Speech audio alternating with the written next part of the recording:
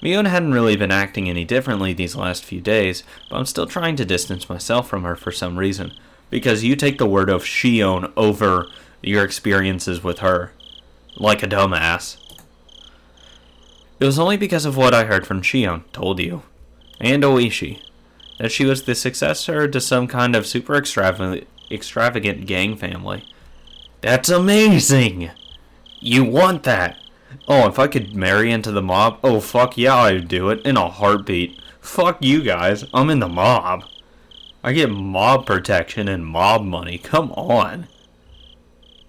That's a joke not to be. That's begging to be protected for the rest of your life. If you just treat the daughter good, you're set. Someone tries to fuck you up, it's gonna make her sad. Then the mob boss is gonna say, fuck that guy who just fucked up me. So, kill his ass. And, if you're then married to the successor, usually it's more of a male-first orientation in most of these families. Usually women don't inherit it unless they're the single women or the widows, and there's no able-bodied men to take it over. Thus, you essentially become a mob boss in the future. Come on! No. Was I just trying to force myself to forget? Don't do that, Keiichi. Wasn't it Meon who was the first to ask about the night of Watanagashi? Because she's not a dumbass. In such a harsh tone at that. Oh my god. She was so mean to me. She yelled at me. Have I already forgotten the terror I felt? I didn't feel any terror. Just slight terror. Just slight of twinge of fear. Only terror I know is Monokuma. Fuck him, because he can give me terror. Fuck that little bear piece of shit. At the time, Meon looked like someone different from the Meon I knew. When I think about that, Meon and Shion and Oishi's descriptions of Meon made a tiny bit more sense. Don't buy him. Don't care. That's it, isn't it? If it wasn't for how she acted that day, then I wouldn't be feeling this way towards her now. See, he's fucking doing again, pinning off everything he's feeling and what's happening to him because of someone else's fault. No, it's not her fault, it's your fault. Because she wouldn't act like that if you didn't go into the storehouse and lie to her. Repeatedly.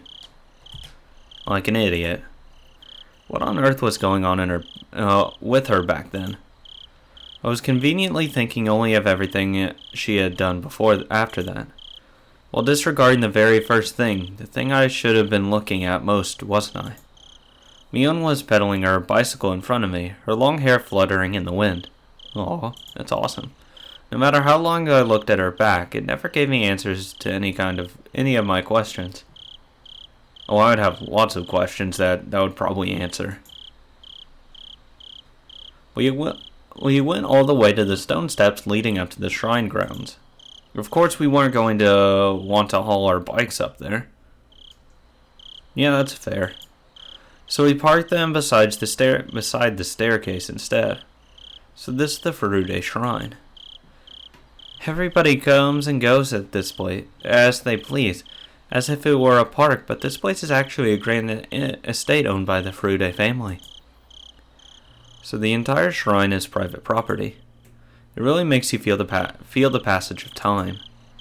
10 or 20 years ago, it would have looked the exact same. Maybe. Then wouldn't that mean that the Furude family is really old? With the history going back for generations? Yes. Yeah. They're gone. That's odd. Rena said something clearly disquieting, so I ran over to her. What's wrong, Rena? Rika and Satoko always leave their bikes here. See? They're gone. Well, fuck me. They're dead. Fuck it. They're gone. Time to wrap it up, boys. We're going home. That's all I would say. Fuck you guys. I'm going home. That's enough to satisfy my curiosity for the night. I took a look around. Indeed, there were no other bikes aside from the ones we had taken to get here. Couldn't they have parked them somewhere else? They could have. But usually in routines you don't. Could they have brought them up the stairs? They're 8 years old. Those girls couldn't do that, Keiichi-kun? Just as she said, I couldn't imagine Rika and Satoko lugging their bikes all the way up there. Yeah, that's stupid as hell, and how are they gonna get it down? Lug it back down. Unless she wants to be ballsy and take a bike down the stairs, which I don't recommend because that never ends up well. We hadn't yet knocked on Rika's door, but reality was already sparking some ideas that weren't what you'd call good. Maybe they were just parked under some trees and we hadn't noticed them. Yeah, fucking believable. Fuck off. I refused to believe that not being able to find their bikes were here was proof that they disappeared. Proof enough for me. Let's go. The only way to be sure is to check their house. We all nodded and dashed up the stone steps. We passed through the red arch and came out onto the shrine grounds, which was covered in neat gravel. It was so quiet here as though the Watanagashi festival had never happened. Or that it was like, midnight to 1 a.m. So where's the house they live in? Over here. Come with me. Rena took the lead and sprinted off. We went towards the assembly hall behind the shrine, then looped around behind it. That's a pretty shitty house. To be fair, it's a storage shed. In the darkness of night, we found a small prefab 2-story shack that looked like a warehouse. The lights are off. Are they sleeping? Let's knock. Rena and Meon neared the shack, which didn't really look like a place people would live. They had such a beautiful shrine, so I figured they'd live in an equally beautiful house. No, you dumbass, they spent all their money on the shrine. It was far from what I expected. She said it used to double as a storage house. What did you expect? Rika-chan, Satoko, are you there? Rena shouted up towards the second floor. Her voice was restrained at first, but it steadily grew louder. No answer. Yeah, they're gone. They're dead. Rip. They're done. They're done. No hope. I say we check out and just get the fuck out. In fact, there wasn't any sort of activity in the house at all. They might be sleeping. Let's wake them up. Meon banged the shutter with both hands and the loud sounds echoed into our surroundings. That's one way to do it. Throw a rock through the window. Fuck them. They would have to notice this much noise. They would turn on the light in their room, fling open the window and yell, "What time do you think it is?" That, however, wasn't happening. There was absolutely no response. Yeah, they're not there. Fuck it. I'm leaving.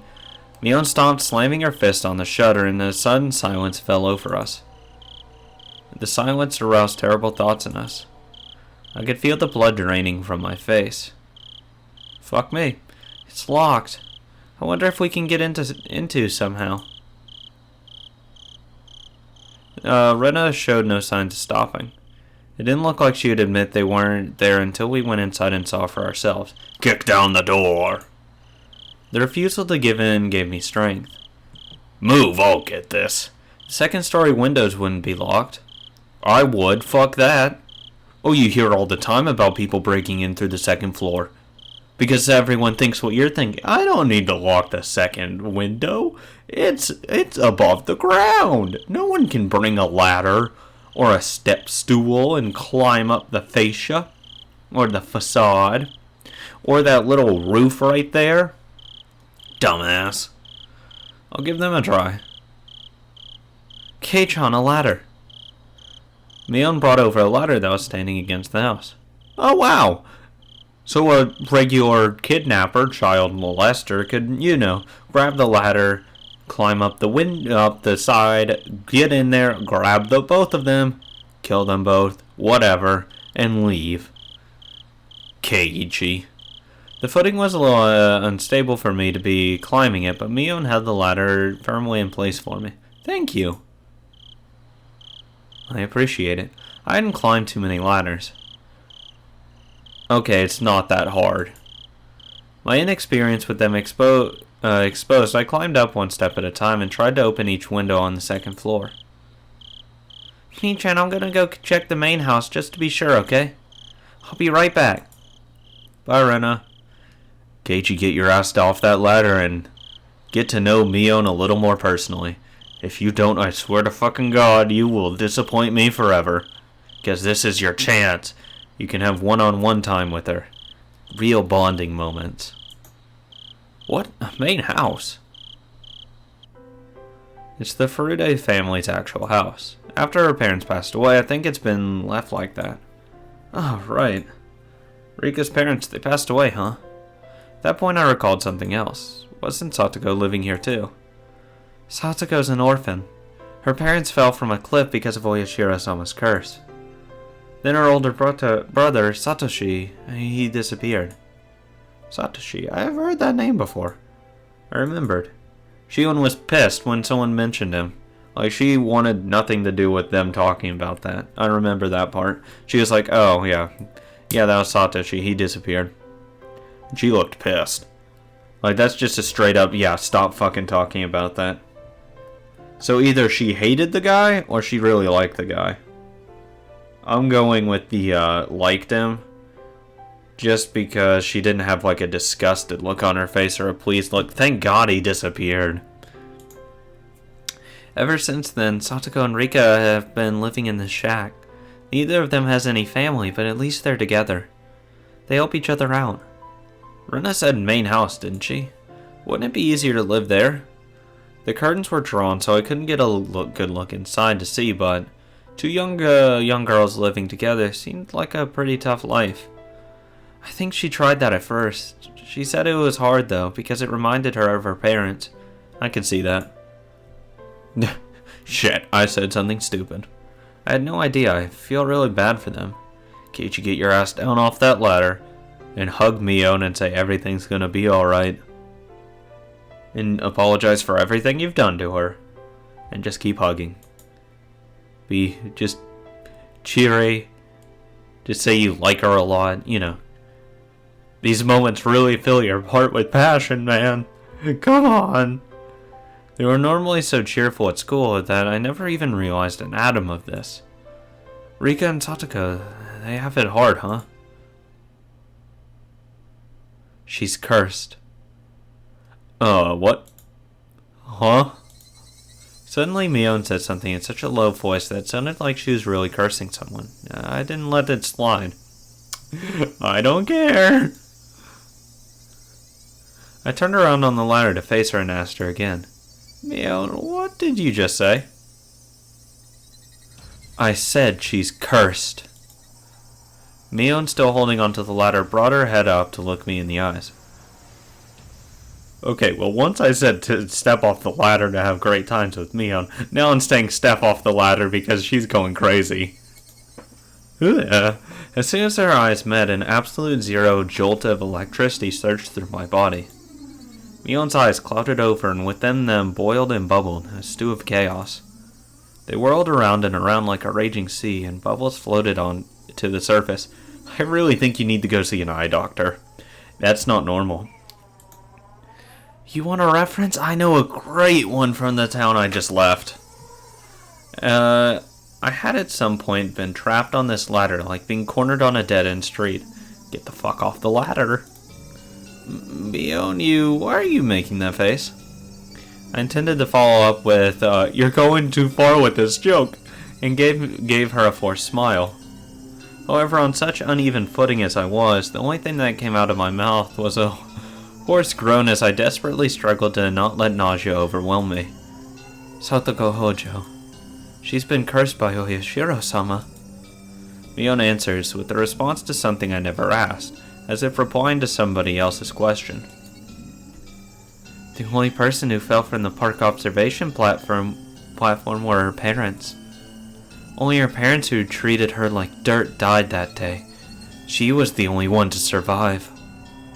Then she went silent, and then she was sent to live with her aunt, who treated her cruelly, and the aunt was killed on the night of Watanagashi by some deviant who beat her to death so violently her brains were everywhere, and her head in a completely different shape by the end of it. Then Satoshi-kun, who always protected her. He suddenly disappeared on her birthday. Someone made him disappear even though he wasn't abusing her. Oh god. The police judged him to have run away from home, but Satoshi-kun wasn't the kind of person who would do that. He was always earnest. He would never ask for anyone else's help. He would always drag himself through everything with hard work alone. He worked so hard he nearly ground his bones into dust, all for his one and only little sister, yet someone made him disappear.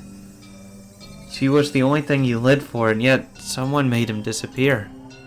Poor Satoshi-kun. He was never rewarded, that Satoshi-kun. How ungrateful that child is. She is cursed. All who get near her suffer the same fate.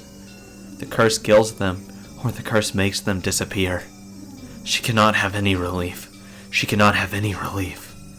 It's probably Satoga's fault that Rika's disappeared too. It has to be it. It has to be it. Has to be it. Has to be it. Has to be it. Has to be it. Has to be it. Has to be it. Oh good god. Has to. Has to. Has to. Has to. Meon was mumbling words over and over that were no longer coherent. See, I like to think that this is a clone of Meon, possibly Shion, because I don't think Meon would go this crazy. Oh, that's my Meon apologist voice coming out there. You know what? It's probably okay. It's probably not her fault. Her shoulders were trembling so hard that I could feel it through the letter. Yeah, I'm stepping off now. I almost lost my footing, which made me realize just how far away from the ground really was. At most, it's 10 feet. Calm down. A story's about 10 feet. About. It could be a little more, it could be a little less.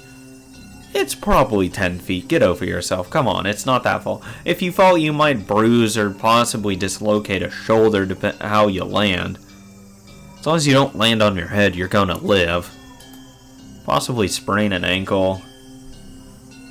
Calm down, Meon. I don't know what you're talking about. I wasn't sure if she even heard me. Meon rocked back and forth, and that rocking and trembling was becoming even more violent. Help me. That ladder, it's falling. Help me. Help! Just then I heard the sound of many people running towards us. Thank God. Oh, hey! Over here! Very neatly said, help me outright. Help me! 4 or 5 adults led by Rena ran over here with flashlights. Keiichi-kun, Michan, sorry it took so long. I borrowed the key. Oh, nice one. Seems all the windows and doors are perfectly sealed. I was getting worried. When I heard Meon talking like nothing had just happened, I again felt a chill run through me. The fuck? No, I don't want to suspect her of being crazy. I don't think she is. I'll always say I'll always take her side, fuck it, why not? The person currently holding the ladder in place, it was definitely Meon. It was the real Meon Sonozaki. Then the person muttering to themselves. Just a few seconds ago, who was that? The person who was mumbling about terrible things like curses, who was that? Yeah, but doesn't at some point Meon say she doesn't actually believe in the curses, though? Or was that last chapter? I don't know, at some point I feel like she said she doesn't even believe in the curses. Just that, oh, that was last chapter. That you can't go spouting off about the curses because some people take it really sensitive. Or was it this one? I don't know. Either way, I don't think that's really Meon. I can't bring myself to say that it's her. I just can't. I can't. I never will be able to. Like, you will have to prove it to... If Shion came walking up, then I'd be like, okay, yeah, that's Meon.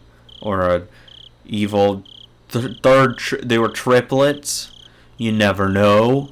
I jumped down from the ladder as if running away before Meon turned into that person who wasn't Meon a second ago. The adults tried a few different keys on a keyring as they tried to open the big shutter on the first floor. Rika's house used to be a disaster shelter for the town council, so the key to the shutter is kept in the mayor's house. It's Rika and Satoko's private residence now, though.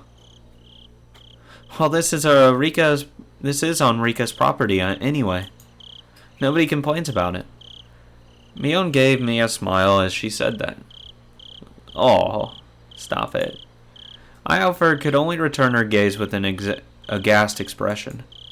Meon was acting all too normal now, but that only contrasted all the more sharply with her earlier un-Meon-like creepiness. Again, I will never say that she's fucking guilty of it. That's just me. And it opened. The shutter opened for the first time in a very long while. Rena located the light switch and wasted no time going inside. I followed her in. Rika-chan, Satoko-chan, if you're here, say something. We climbed a narrow staircase. It had looked like nothing more than a warehouse, but now I was inside, I could feel how lived in it was. It was a person's home. Somehow the scent of two of them filled the place. This was definitely where Rika and Satoko lived. The first floor doubled as a town assembly warehouse, but the second floor was a space entirely for living. Just like a one-room apartment, past the kitchen was a living room taking up about 150 square feet. Wow, that's tiny. Dressers, cupboards, and the like were packed into space. And in the corner there was a huge pile of clothes that appeared to have just been taken in from drying outside. In the center of the living room was a fold-up table, and on it were small containers for things like soy sauce and salad dressing. The sense of a frugal lifestyle drifted from all of it.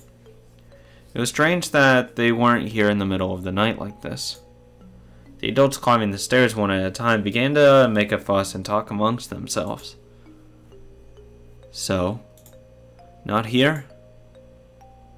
Yeah, they're not here. This is definitely weird. The village had just been thrown into chaos yesterday because of the mayor's disappearance. Then today, even Rika and Satoko had. Were they out playing somewhere together? That can't be. Their bicycles aren't here, though. Where would they have gone so late at night? Have they just not come back yet? Where did they go? The adults put forth various possibilities, and the house immediately devolved into a state of confusion. Eventually, Meon settled them down. I don't want to believe it, but the mayor, Kimiyoshi, disappeared yesterday.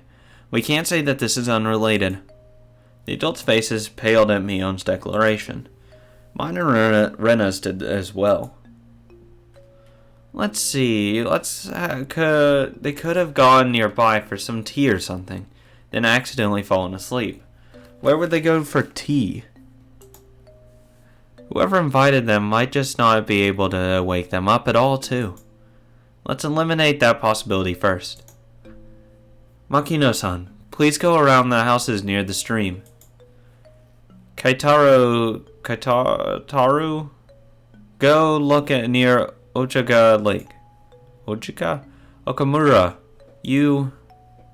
Meon promptly gave directions to the villagers. The adults followed them without hesitation despite her age. We'll remain here and call up anyone who we can think of off on the phone. Okay, everyone, you have your orders. Got it. The adults all roared in reply and pounded back down the stairs below. Wow, Mii-chan. You're not only a chairperson of the school, but Hinamizawa too? No time for jokes. Hey, step aside. This old man is using the phone. Meon grinned proudly, took the receiver, and got started. Rena gave Meon a trusting look, considering her dependable for doing all of this. My feelings, though, were a little more complicated, since her leadership seemed to be affirming the Sonozaki family successor impression that Shion and Oishi had given me. Why do you trust two people that you don't know well instead of a person you do know well? I will never understand that. I just never will. Stop right there, Keiichi.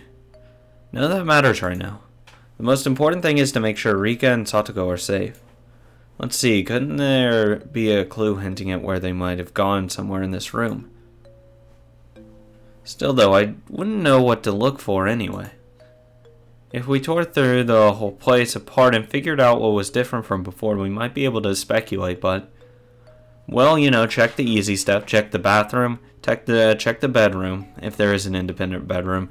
Check the fridge. Check the closet. And check a table, I guess? I don't know what to check after that. There was nothing strange about this room, and there were no clues in sight. In the first place, I had never been here before. See, that's good. You get a fresh pair of eyes on the scene. There was no way for me to know what was different if I didn't know how the room usually looked. Hey, don't give up, Keiichi. Stop thinking and start looking for something. In search of something, I tried pulling open the dresser drawers and open the windows. Why open the windows? I didn't uncover anything meaningful, though. Rena, also unable to stand around doing nothing, was looking around the room like I was. Rena, I don't think you'll find Rika by opening the refrigerator or the cabinet underneath the sink. She looking for clues, you dumbass. I just thought they might be hiding. Wow. As we were searching, it got noisy outside. Villagers were quickly assembling here, having heard the commotion. Of course, a lot of them were probably people Meon had called. I'll go tell everyone what's going on. The police will be here sooner or later, too. We'll need to explain this situation to Oishi. Meon began descending the stairs, and we followed her out to the front of the house. There were already around 10 adults here, and all of them looked uneasy. I suddenly noticed that the old people from the shrine were here as well, and they were praying for Rika's safety, rubbing their prayer beads. As this had gotten bad. This wasn't just a problem between friends anymore. Meon, is it true that Rika and Satoko aren't around anywhere to be found? The villagers all formed a ring around Meon, swarming her. Meon raised her right hand as if silently telling them to calm down. First, let's check every house according to the town council's notification division and see if they're visiting anyone. After all, they could be fast asleep at someone's house, totally unaware that we're looking for them. It would definitely be hard for someone to wake up Rika if she had eaten a good full meal and fallen asleep like a kitten afterwards. Oh, how nice it would be if that were the case. It's not. I don't want to think about this, but it's also possible something bad has happened. Meon's face grew remarkably more grim, and a wave of silence washed over the adults. We should divide up the work too. We'll go around to all places we went last night while looking for the mayor. We'll go look around the damn construction site as the best we can. You guys go search around the school. Right. Let's get on move on. Come on, let's go. All of you were up all night looking for the mayor. I know you're all low on sleep, but please do your best. Got it. With that as their signal, the adults scattered in every direction. I figured I would scatter somewhere as well, so I started walking unsteadily in a direction no one else had gone in. Meon, please stop me. I was getting farther and farther from people. God damn it. Don't do it. I didn't feel scared or anything, though. If someone were made to disappear, Shion and I should be first. You're a dumbass. I'm sorry. But you really are. It would have been perfectly normal for me to be scared out of the dark. However, I didn't feel that way. Why was that? It was because tonight, someone had already disappeared. So nobody else would disappear tonight. Probably. It would take some time before I, exhausted as I was, would feel guilty at the cause of my own selfish sense of relief. That means you're gonna fucking die. Oh, please have it so he dies. I would love that because he fucking deserves it. I'll gladly read any of his death scenes. Fucking torture all day long. I'll love it. Read every fucking sentence of that. Enunciate everything perfectly? Probably. Oh god, that would be so much fucking fun to read.